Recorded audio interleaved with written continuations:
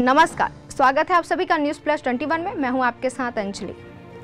बीते दिन बॉलीवुड के किंग शाहरुख खान की पत्नी गौरी खान को ईडी से नोटिस मिलने की खबर ने सनसनी मचा दी थी। रिपोर्ट्स में सामने आया था कि गौरी पर एक रियल एस्टेट कंपनी को एंडोर्स करने का आरोप है, जो 30 करोड़ रुपए हड़पने के मामले में शामिल है।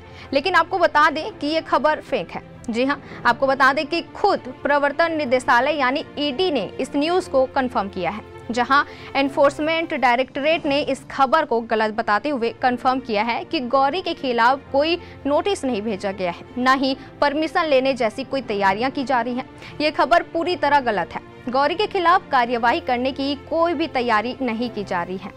वहीं आपको बता दें कि गौरी खान एक जानी मानी सेलिब्रिटी इंटीरियर डिजाइनर है। वो शाहरुख खान की red chillies entertainment production house से भी जुड़ी हुई हैं। बीते दिन आई खबरों में कहा गया कि गौरी को ईडी ऑफिस से नोटिस देने की अनुमति लेने की तैयारियां की जा रही है। परमिशन मिलने के बाद ईडी गौरी से पूछताछ करेगी। गौरी से पूछताछ में पता लगाया जाएगा कि तुलसियानी ग्रुप ने गौरी को ब्रांड एम्बेसडर बनाने के लिए कितना भुगतान किया है, यह पैसे कैसे उनको दिए गए हैं, साथ ही इसके लिए क्या क्या अनुबंध है, और इस अनुबंध का कागज भी एनफोर्समेंट डायरेक्टरेट गौरी से लेगा। तो ये तो थी जो फेक खबरें हैं उसकी जानकारी। अब आइए जानते हैं कि ये पूरा मामला क्या था।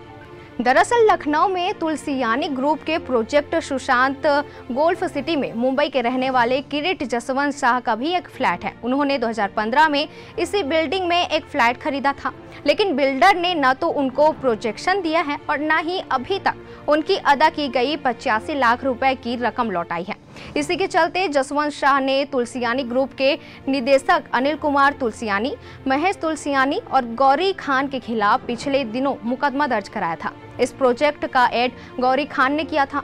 मुकदमा दर्ज कराने वाले व्यक्ति ने कहा था कि उन्होंने गौरी के नाम पर विश्वास करते हुए इस प्रोजेक्ट में पैसा लगाया था। उनके साथ धोखा हुआ है, इस वजह से गौरी का नाम भी इस केस में शामिल बताया जा रहा था। तो ऐसे ही तमाम जानकारियों से लगातार अपडेट रहने के लिए देखते रहिए न्यूज़ प्लस 21, आपके हक की बात।